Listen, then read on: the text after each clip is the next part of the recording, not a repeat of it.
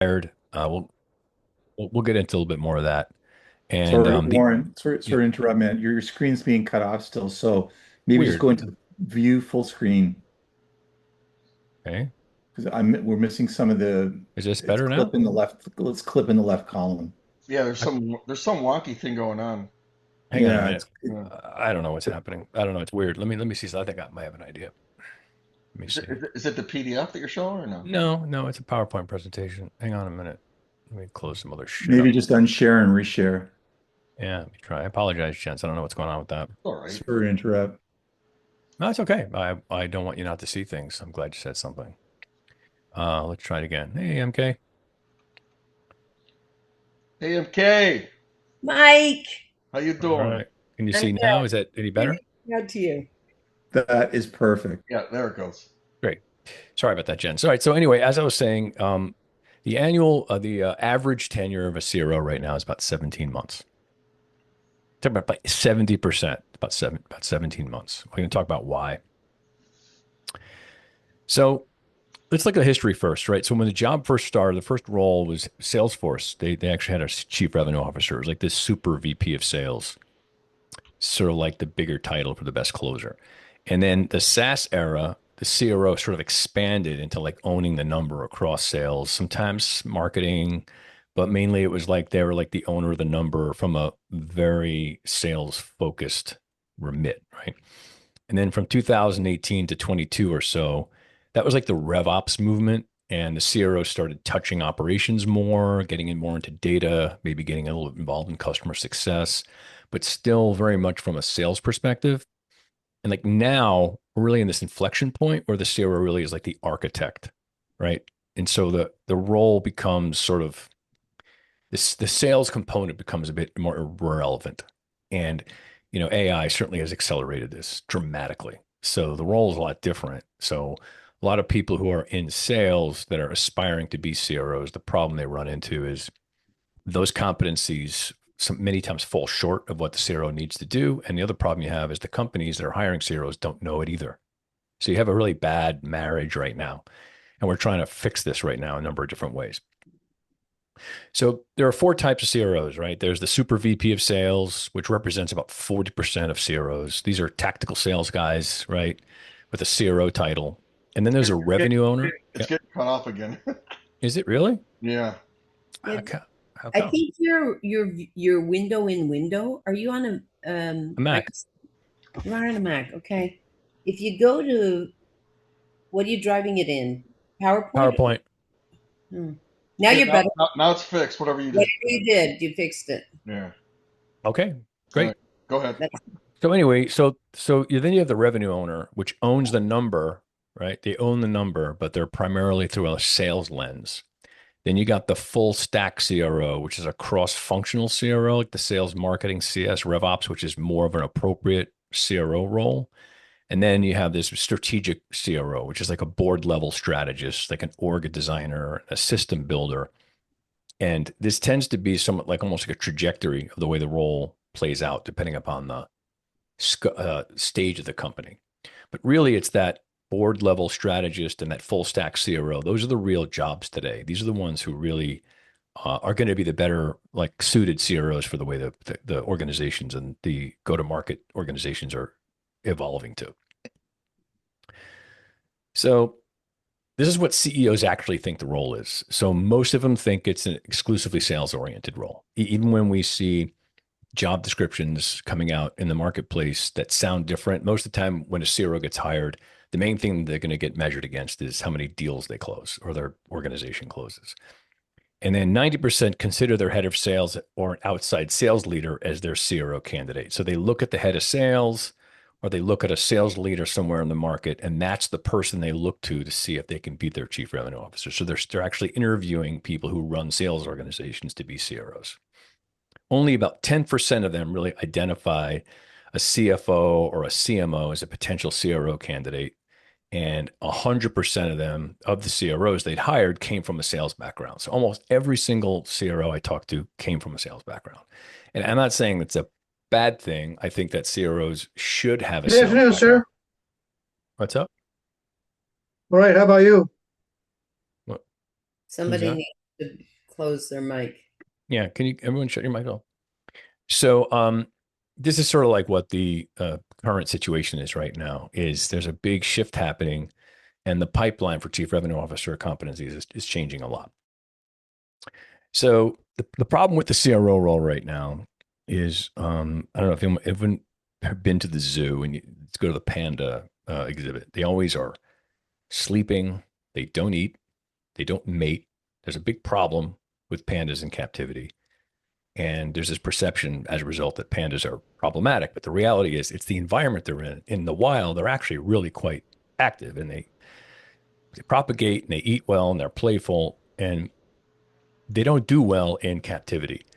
And CROs are like pandas. They don't do well in environments where the organization is not set up for them to actually thrive. And the problem is, most of the time when CROs get a job at a company, they're in an environment that is not designed for them. And so they have to adapt to the environment they're in. And the environment they're in usually is one that constrains them and forces them, in many times, to be a closer or a sales leader. And that is what diminishes the role. And as a result, the CRO has a reputation of being someone who's difficult to manage, or they don't work out, or they're hard to find. And the reality is, really, it's more the system that's the problem. It's not really the candidates. Systems are not designed to understand what a CRO actually does and how to actually implement one and hire one properly, and to orient one towards the larger, more strategic goals that the CRO is supposed to implement for them. So I'm just curious. I mean, we have to get into a big conversation about it, but just think about this. Like, how many have you been in or seen a CRO role where the title said one thing, the actual authority and scope said something different? Like, this is the main problem, or Yeah. the conundrum, right? Which is the paradox of the CRO role, which is that you're hired to transform a system, but you're not given the authority to do it. So what ends up happening is you inherit something that doesn't work, but you're forced to use it anyway and make it work.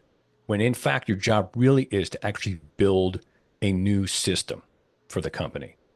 And that's a skill set that many sales leaders don't possess. They're good at running existing operations or expanding them through acquisition, but building a complex revenue operation is a very different skill set.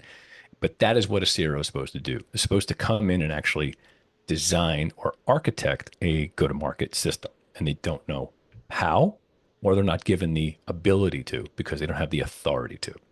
And this is the big conundrum what's Let, going on. let's pause real quick here, Warren. I know Drew, who I just spoke to.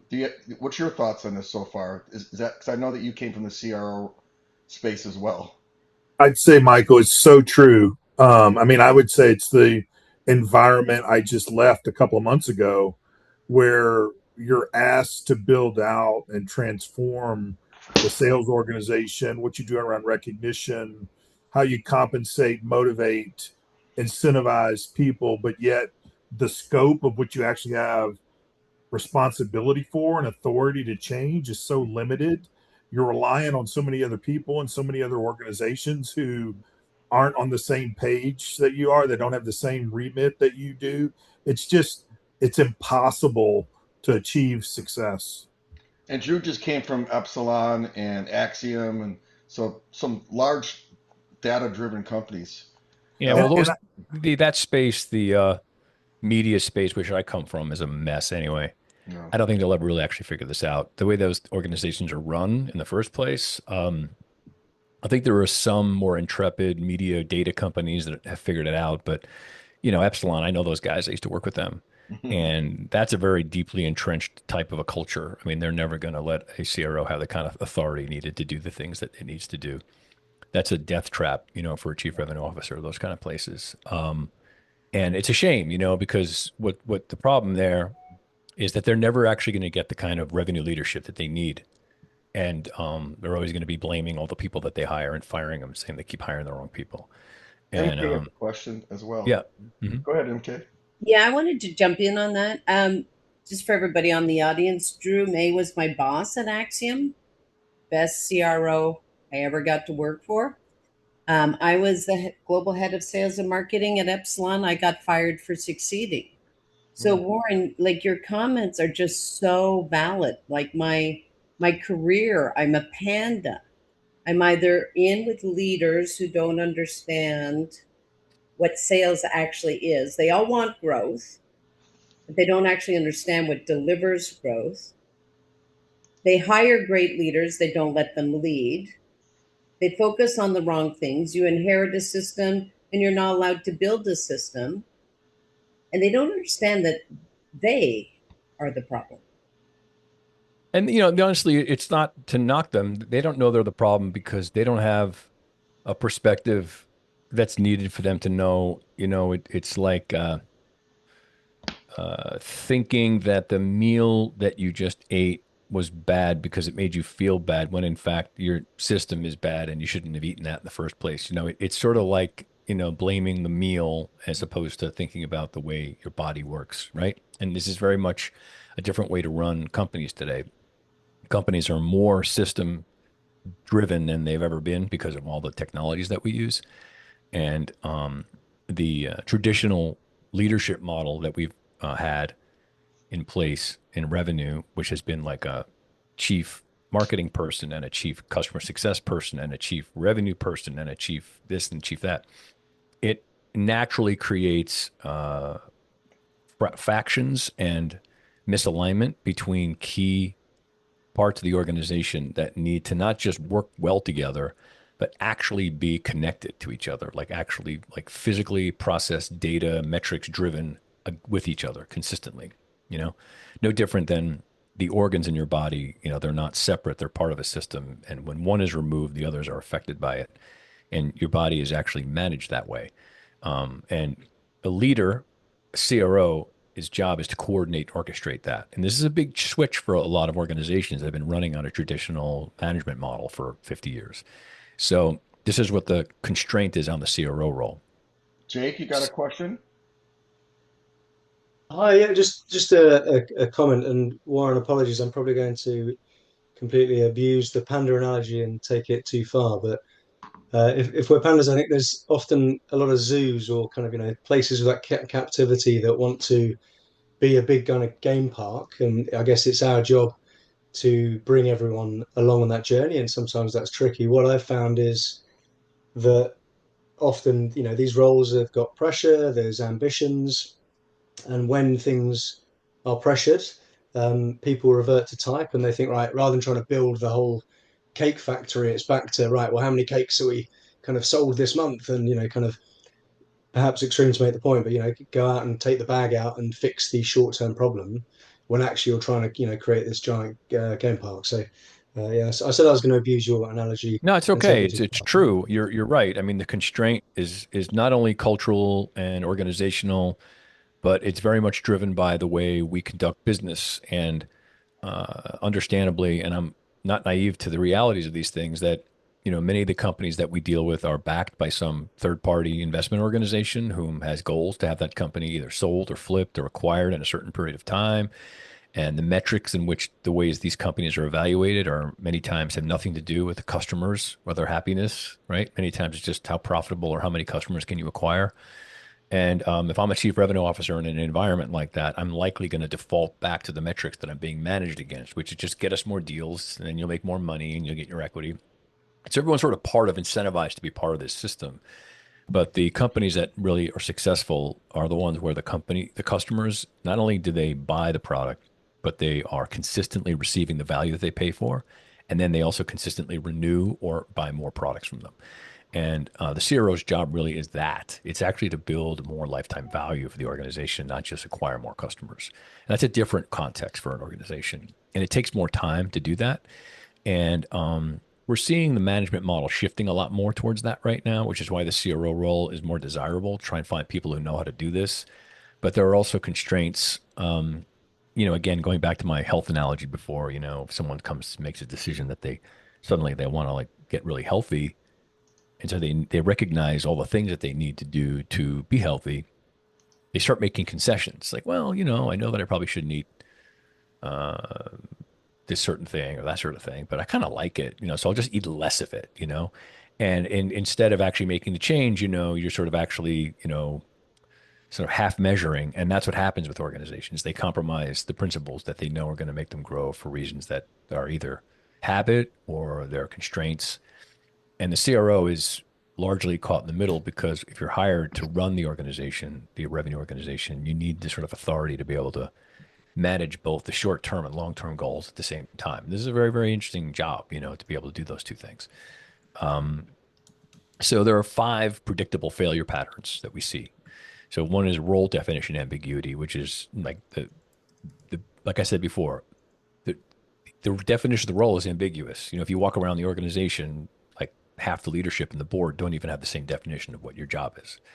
So if you ask your boss what you do and you ask the board members what you do, they'll have different answers. And that's a big problem, obviously, because if they don't agree on what you do, then you're probably screwed. So that's a big one. And then there's the expectation misalignment, which is like you're hired to build, but then you're evaluated on how you sell. And this is a real problem because they're not the same things. You can't do both. And if I'm incentivized to sell, I'm likely going to sell because I want to meet my incentives. And then there's the founder control, which is we've all had this problem, right? Where a CEO hires us and then they don't let go of the steering wheel. And so we're given all this responsibility, but they won't extend us any authority. And we're kind of fighting against a leader who says they want one thing, but they don't take their hand off the wheel to give it to you. And then there's the cross-functional warfare, which is where the VP marketing, VP sales, VP customer success, they sort of don't get along with each other. They see the CRO as a threat to their existence, to their survival, to their tenure. And then there's the PE pressure dynamic where growth thesis versus transformation reality don't match, and the board has all these great lofty ideas for what the company is going to do, but they don't match up to the way the company is actually built. And these are the things that CROs face when they're in the job. There's a predictable CRO timeline, which is this one, right? So the CRO comes in, diagnoses, builds a plan, starts making changes. And then in Q2, there's some resistance, which always happens. The legacy team pushes back. The CEO hears about concerns, right? And the board asks why revenue hasn't moved, and the CRO defends instead of executing. And then the CEO loses confidence in the CRO, and they start searching for a replacement. This is a very common thing that happens. And, the disruption here, which we have a whole program for this, frankly, is how do you actually enter into an organization so that you can either predict how these things are going to happen and you can mitigate them by setting yourself up in ways that will make sure that you have the authority to manage these things. And you set in place the expectations that are required for the job to be successful. And that's a very important way to do it. So this is a very important thing to understand. Warren, quick question, and this is a little off topic, but is the CMO role similar to this type of problem? Or is it a completely different? No, not at all. No. No. The problem with CMO roles is that marketing isn't really important at B2B companies anymore. Oh. It's more like it's like a paid performance metrics driven enterprise, and I'm not saying that's good. I think it's bad. Yeah. But, marketing in the B2B space has been largely constrained to like a very metrics driven sort of enterprise, whereas it really should be more of a thought leadership, education, information, growth, expansion type of thing. Mm-hmm. And so CMOs roles have just been sort of shrunk, and many times the only thing they have is their title, right? So they have this sort of authority with very little power, and it kind of creates problems because, the CMO without connection to the revenue cycle can very easily have their own opinion about what the data means, right? They have an SQL, MQL relationship data, which is different than a LTV relationship to data, right? So these sort of things become a problem. But no, the CMO doesn't have the same issue here. And A different one. Is the CRO different in a public versus private company with what you're saying, or you see it pretty much match up? Well, again, a public company and a private company, those are pretty big buckets. I mean, within those two buckets, there's a lot of factors, right? How big is the company? What do they do? What's their model? What's their, it is a lot of things. I would say probably some, but I'm more interested really in the timeline and the stage that the company's at. Okay. That drives a lot more of this stuff. Is the complexity of the organization is really where this stuff usually becomes more self-evident. Yeah. Sorry to interrupt. Go ahead. No, it's fine. It's fine. Yeah. Do you think part of what's happening with in B2B where buyers are spending more time in the marketing or early sales journey on their own, is that impacting things as you see it? Yeah, for sure. Yeah. I mean, look, the whole organization, and there's nothing wrong with this, right? This is all natural. If you're running a business, like any one of us are here who might have their own business, the first thing you have to do for a while is just sell because you need customers, right? I mean, it's completely natural, So if it's an early stage for an organization, it's all hands on deck. Usually the CEO and the founder are selling and everyone's selling. That's totally fine. But there's a point at which if you're successful and you have a good product and a good offering and you get, 15, $20 million worth of business, you have to kind of like say to yourself, okay, we're successful. Like if we've got that kind of business, we probably could double it, right? Unless something like catastrophic happens, like an earthquake or a meteor or AI or something like that. And so, now you're sort of thinking about like, what is it that we could do to double it? Problem is that you became successful because of an acquisition culture. But if you want to grow it, you have to be in a customer growth culture. And that's a complete shift between those two mindsets. So all of a sudden, everyone has to stop focusing too much, not completely, of course. Now, you need customers, but it has to be more about how do we now take the customers we have and turn them into advocates. And that's a different business than just getting customers. And the sooner you can make that switch and change the culture from a acquisition standpoint to a customer retention and less churn and less growth and more expansion, your organization will grow not just in terms of how many customers you get, but the customer base will actually feed the organization because they're a lot less expensive to sell to and they're better to sell to because they already have advocacy and they're also good people to get other customers with. So, I think that this is just a difficult thing for a lot of companies to address. Sometimes they wait until like they're at 100 million in revenues before they start thinking this way, and in my view, it's a bit late. I think if you're like close to 50 million, you have to think about changing your revenue leadership so that you have someone whom is now going to build a more mature revenue architecture for an organization that has aspirations to continue to expand. And that's not an easy switch to make. There's a lot of forces in the marketplace that sort of want to keep the organization in acquisition mode. And again, I'm not suggesting that acquisition mode should be turned off. I'm saying it just shouldn't be the focus. It needs to be more of a larger circular model as opposed to a singular model. It's a difficult leap for companies to make. So anyway, the CRO hero model is dead, right? So there's a big problem with CROs that they're usually brought in and like, we're going to bring in Steve and he's going to come and turn this thing around, and, there's no human that can do that. The system needs to be set up for the person to come in and enable it, right? So, there's no sort of magic pixie dust or sort of suppository you can just stick in it, and hope that it changes. It's really very difficult to do. And the problem is that when we bring a CRO in whom we think is going to be this superstar, this is interesting what happens. The reason that they pick the person usually is either, like the board knows of this guy who just had this run as a CRO at a company and he tripled the business and had it sold. And so what they're doing is they're sort of extrapolating that success and they're assuming that that success could be repeated at their company. But there are so many other factors associated with that success that many of things have a lot to do with that person, but a lot of it had to do with things that were germane to that company, right? The business model they were in, like the timing that they were in that market, the sector they were in, the competitive value that they had, maybe the funding that they had. I mean, there's so many reasons why companies succeed. And to think that someone came in and was the hero, it's just never true. It doesn't work that way. You're not going to hire a hero. You can bring in someone who is really smart and knows how to like fix things and change things, but that's a cooperative effort. It's not just one person. It's someone who's like the organization is sort of ready for that and they want that change and they're ready to make those changes. You can't just drop a hero into a soup and hope it changes, And I think this is the problem is that CROs usually get this job and they're hired to kind of like be magicians and they're never going to win or they're going to win so few times that they're going to be viewed as they made a mistake. They didn't hire the right person. And that's not the case many times. We just weren't the right company. It's a hard thing for an organization to understand. So as I was talking about before, this sort of $100 million competency cliff, which is at this $100 million threshold, the CRO role fundamentally changes, right? The success rate drops like from 60 to 70% down to like 30 to 40%. And the reason is because there are new competencies that come with a company of that size. So a company at about 50 million or so, you're very much on the left side here, data driven, you have a RevOps partnership, you have a lot of ICP discipline, you have team specialization, you can hire at scale, you have a lot of process systematization. But then when you're at 100 million, all of a sudden now it's multi-motion go-to-market orchestration. It's a very much more complicated go-to-market organization now. There's a lot of organizational architecture you got to get into.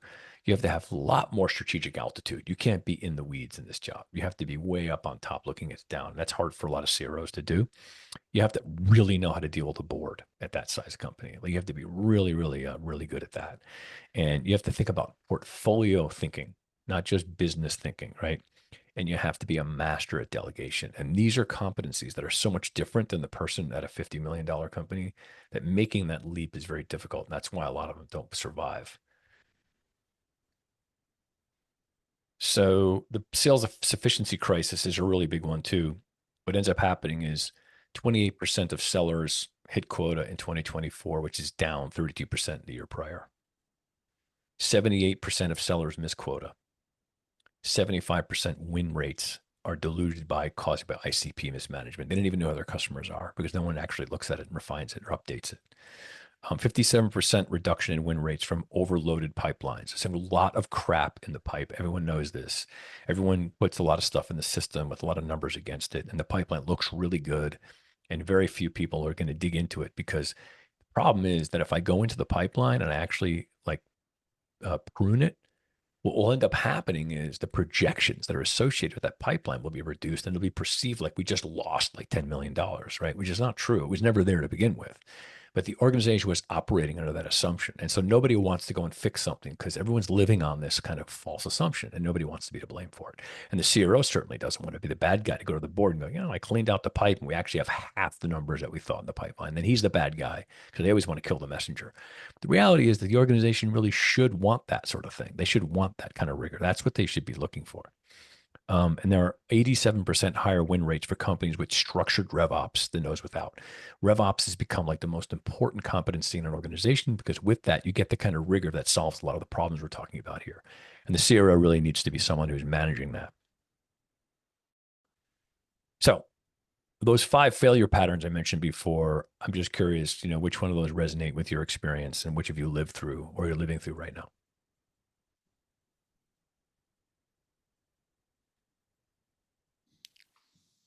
Go back to the slide. Show it again. Jason, I'll say I'm currently interviewing, and as I interview, the descriptions do not match the titles that are chosen. It's a hodgepodge between head of growth and chief revenue officer. And when you try to explore it, it's like they want to pause you Yeah. right in the interview. And as you've shared, it's a red flag. And so it feels like a delicate balance. Like for me, I want to be ingrained to help create that momentum, but I also need to have a team that is open to allowing you to do what you need to do in order to do that. Otherwise, like you've said, I mean, you're essentially being put in a box and act to maneuver outside of it, but you're confined in this cell. Yeah, you're being set up to fail, basically. don't put Nicole in the corner. Yeah. Nicole, where did you work before this? I've been consulting for the last roughly 8, 9 years. I had a child in school, sole parent, so I needed some flexibility with some things we had going in our family, and trying to transition out of consulting into a full-time role has been a bit of a challenge, but also the challenge with the conflicting requirements of jobs Yeah, or expectations. definitely hanging your own shingle is a really good way to have multiple, revenue streams without losing one and going, oh my God, what am I going to do? So if you ever need help with that stuff, I know how to do it for you, help you. Jason, Well, go help ahead. me. Yeah.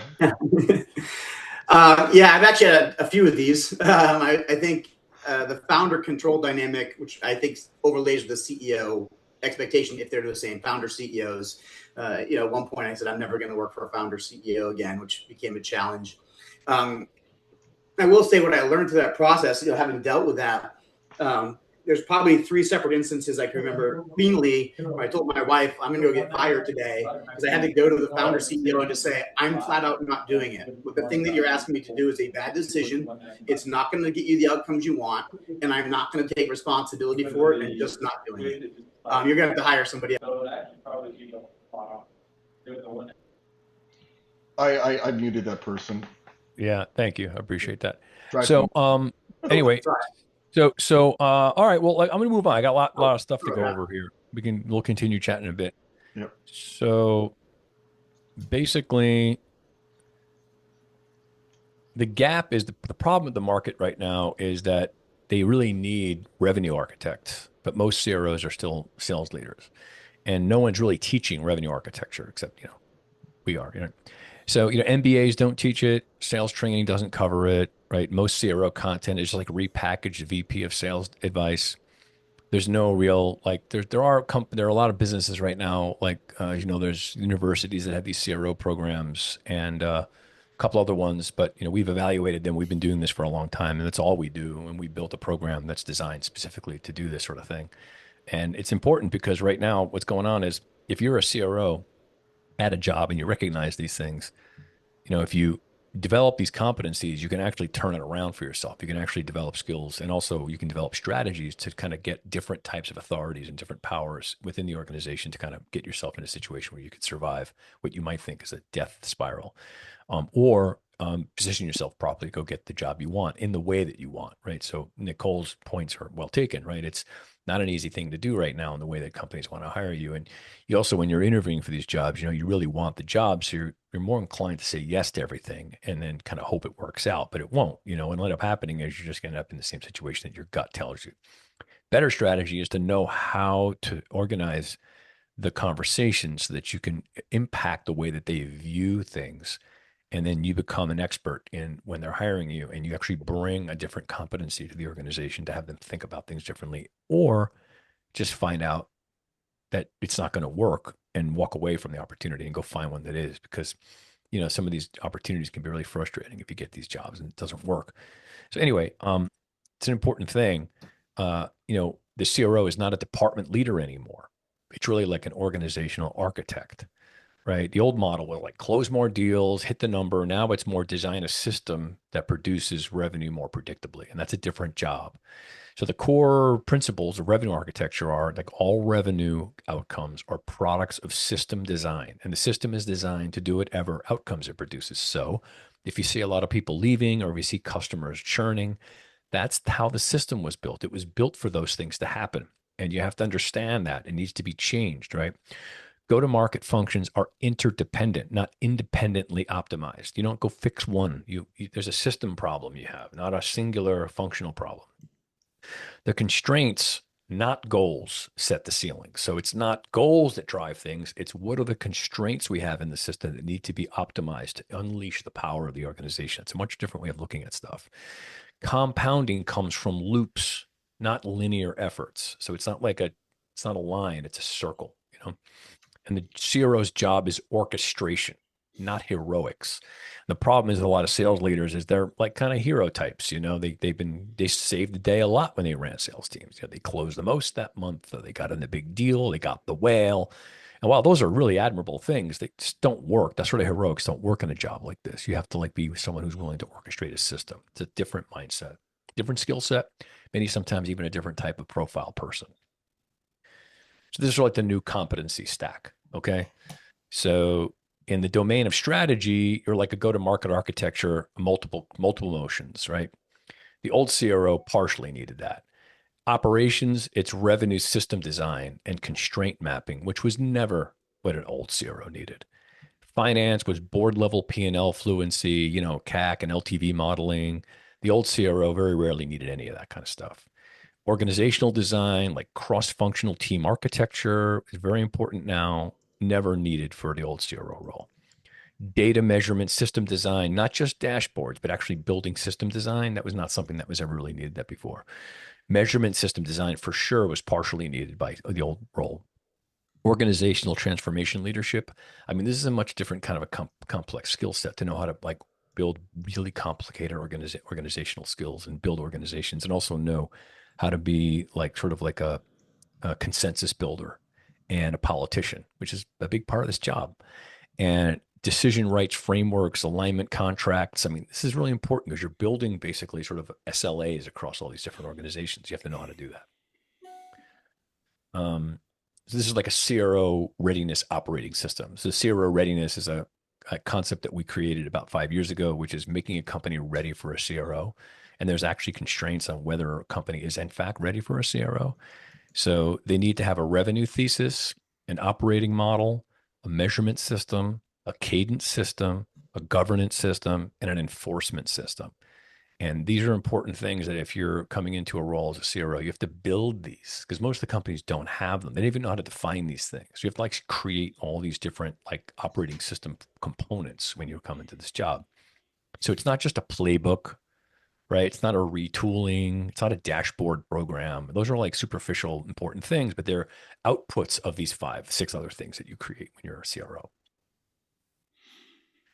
And this is this sort of important framework. When you get a CRO role, you need to have authority, autonomy, resources, and runway appropriate for the job. And if you don't get those 4 things, you can't just get 3.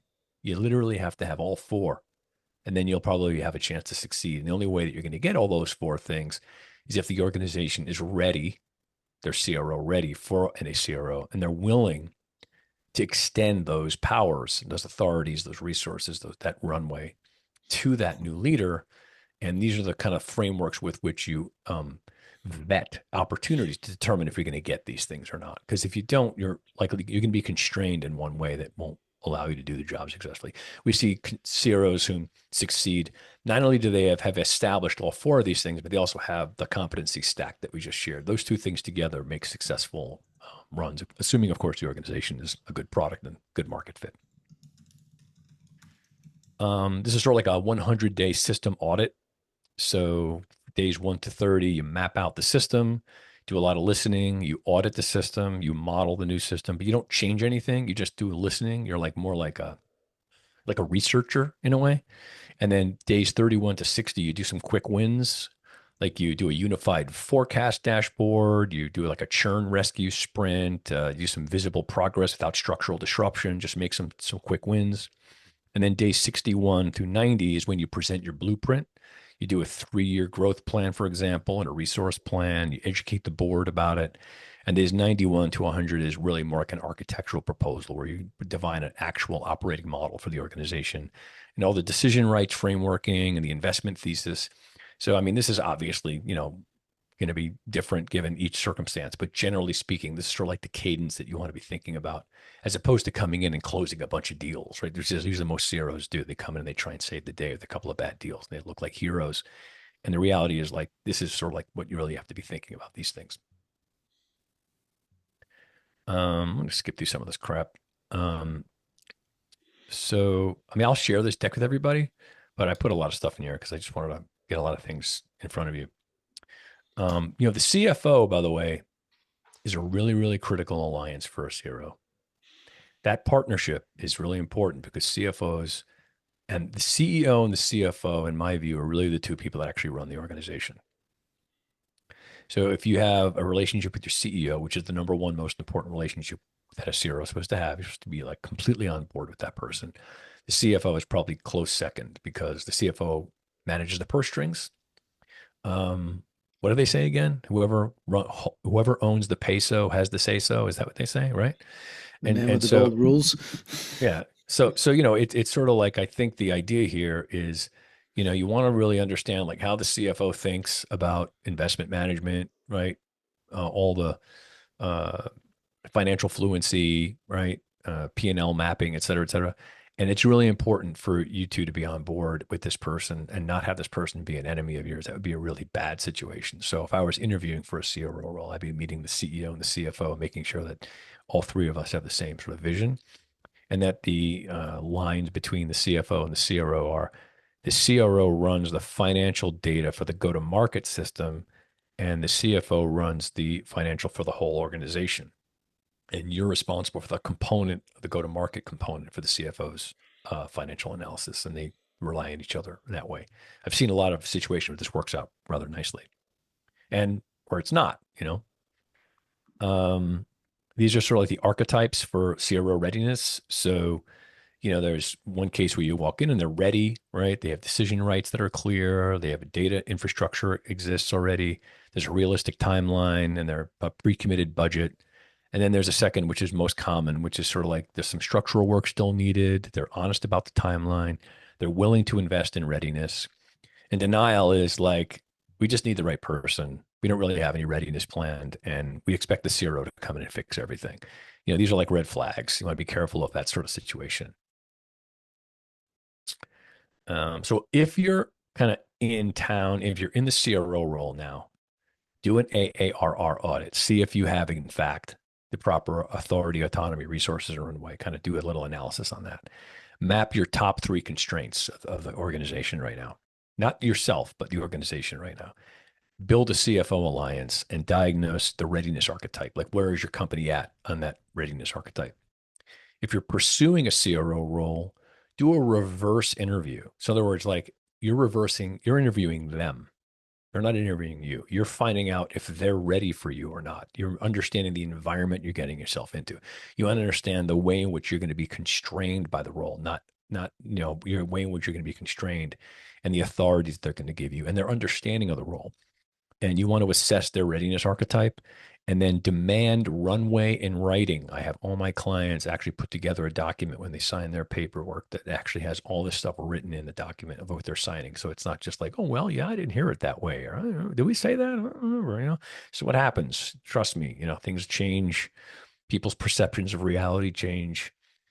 If you're a CEO or a board member, assess your company's readiness first, then align on the CRO type that you need, and then pre-commit the resources and timeline for that CRO. So the shift is here, right? Revenue is a system. It's not a department. Every outcome you're seeing is what the system was designed to produce, and your job is to redesign it. And this is what we do, right? We have our CRO Accelerator course. It's actually a 16-week course. I don't know why it says 8.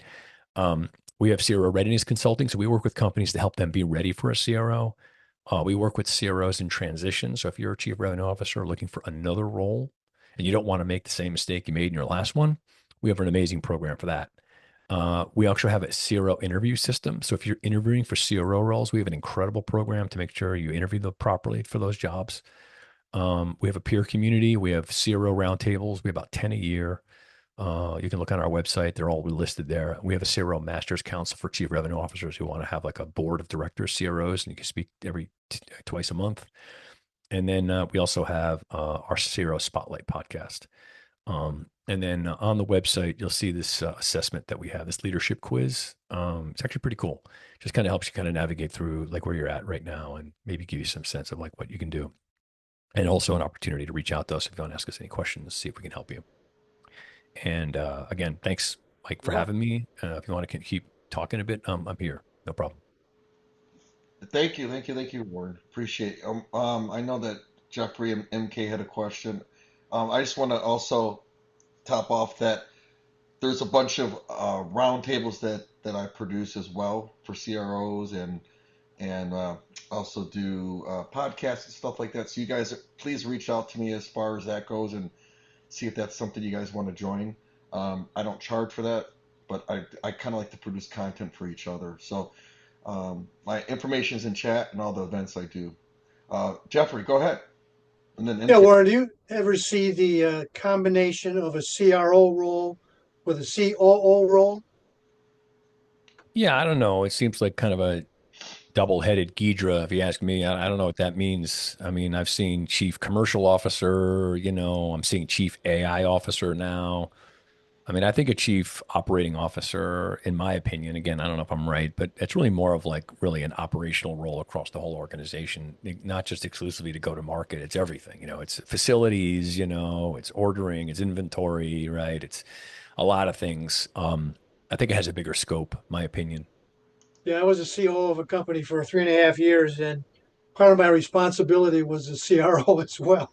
It just seems like kind I had to of manage the revenue and I trying had to to get manage as sales as well. much out of their salary they're paying you as possible, as opposed to really getting someone to actually do the job, in my opinion. But I get it. I understand. Mary Kay, I'm sorry, MK, I know that you had your hand raised a while back. Yeah, Warren, are you seeing, so you're looking at maturity and scale. Are you seeing verticals as a variable that Yeah. are impacting your findings? Yeah, for sure. And my fastest firing ever was 30 days for Wow. cutting the pipeline in half before the first board meeting. Yeah. And I missed it by $110 Yeah. prediction, but I got fired before the board meeting. Yeah. I Wow. understand. $110 and they fired you? Yeah, well, I cut it in half, Mike. Mm. So they had this overinflated, and they've been talking about it all year, and they've missed previous years and previous years. And I was like, guys, you're not going to hit. We're going to hit half that. So spend for half that. And they're like, you can't go to the board and say that. And it's like, well, I'm not going to the board and saying I'm doing double what I can do. Like, Yeah. Yeah, it wasn't the $110. It was the half what they wanted. it That was was the the half of the problem. dream. Yeah, dream Yeah, was. half of the dream. Yeah, half of the dream. Half Yeah. the How do you dream, I assess like whether that. that's realistic, though? Well, it rarely is realistic. I've very rarely seen boards come up with realistic projections, and they're somewhat intended to not be. They're intended to send a signal. But there's ways to navigate this stuff. I mean, yeah, MK, I know this happens all the time, but you know, um, when we talk to our clients who are in situations like that, our philosophy is, there probably were many, many signs that this sort of thing would happen before you said yes to the job. And, your job is to sort of really be tough and find out these things so you know what you're getting yourself into. And sometimes you can't avoid it. You have to just make a call and say, like, I know this is sort of a loser, but it's a really good gig and I want to do it and I'm going to take it. I'm going to take the risks. And then, you're not a victim anymore. You just made a decision, and you made a risk assessment based on that decision. And I think that's an important thing. I see a lot of disgruntled people call us a lot, and we're like, look, frankly, if you had asked these three questions, you would have learned that that was going to happen, and then you still might have said yes to it. So Really think about. about it. Think about it. Think about what you get yourself into here. And look, we all have mortgages and kids and problems and stuff, and we got to get a job. And I completely respect that. And take the job, but just know what you're getting yourself into. That's all. Just you got to have to be a little bit more have your eyes open. But the idea too is to have a strategy so that when you get these jobs, you can find out how the organization is willing to have a different perspective. And there's ways you have leverage and you could do it. It's just a matter of kind of having the right way to go about doing it, the right plan. Mhm. Hey, Warren, just wanted to say, insightful and informative as always. Thank you so much. It's just, you always drive home incredible value every time you speak. So super pleasure. Thank you Well, so thank you much. so much, Kevin. Good to see you, man. Always a pleasure, my Appreciate friend. that very much. Thank you. Yeah, so if you guys want the deck, just reach Yeah. out to Warren Yeah. Just reach myself. out to me on LinkedIn. I'll send you a copy. I'll send a note to everybody too. But I'm happy to, Yeah, talk to you. And thank you very much for having me today, Mike. Anybody have other questions? yeah. And then like Warren and MK and then I think Bob and Doug and Bill and some of these folks I've produced these events with them. So I'm always when you have something to do. I mean MK, I'm doing this one coming up and her name is 250 people are showing up from between her and I doing the next roundtable. So it really works well when you guys put your arm around each other and go, hey, let's do something in conjunction. Like Warren is a trusted name. I'm a trusted name. MK, Bill and Bob and who else? Who else did I say? Oh, anyway, so that's one of the things I would love to work with you guys on. And as you can tell, I kind of switched my company name to GTM Full Throttle. So I'm really focusing on more of the architecture of the top of funnel, just being a lead gen guy. So please feel free to use me or refer each other. Right? There's all the here. Let me save the chat for you guys, and I'll put it in here so you guys can just take this. Let's see. Let me know if you guys can see this. Oh, But Mike, Michael, I like your new background. yeah. you make a good point, and I really got it when I looked at Warren's stack, the CRO stack. This is not going to get changed one layer at a time. This requires us working together. Like when my clients start using my insights, the first thing they need is, Warren's coaching and things like that, because now all of a sudden they can see things they couldn't see. Now that they know their customers, we need your lead gen system to attract, your intelligent lead gen system. This is all interconnected, and it's the fragmentation that has 80% of companies failing year on year. Yeah, for sure. And here's the chat, guys, in the file. So I think you can, if you want to click on that real quick, that has everybody's questions and in their LinkedIn stuff like that. So I don't know. I don't know if like Ruja posts these things on YouTube, but I think like some of these questions might be, not per. I don't. I'll let Warren decide what he wants to do with the video. I don't care. Whatever you want to do, man. I don't give a shit. Put it on LinkedIn, whatever. Put it on YouTube. Doesn't matter to me. I mean, Does fine. anybody have? Is everybody okay with us posting, or did anybody mention anything that they don't want to get out there in the public? Just want to make sure I don't. Oh no, I'm fine with all my firings. Okay. Whatever. Mike, I'm fine with it. So if everyone's okay with it, I'm good with it. Yeah, I would thank you. like to repost it. I'd like to get it out there and repost it. I think the structure today just made things so clear to me Yeah. why companies are failing. And I don't think the CEOs that we talk to or the board members have any idea the re-architecting that's required for growth. So they're all running around saying, we want to grow, we want to grow. Mm-hmm. But Well, it's great. but it's so important. I think some of the things Warren talked about, it's not one person, right? It's the architecture, the environment, it's the what you set up.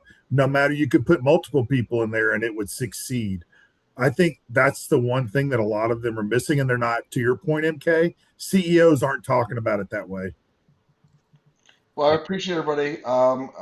It's about 2 minutes left. I gotta get ready for another call, but please feel free to join any of the other events coming up, and feel free to reach out to each other. Hopefully, you guys were able to take that file and see all that information. Thanks, guys.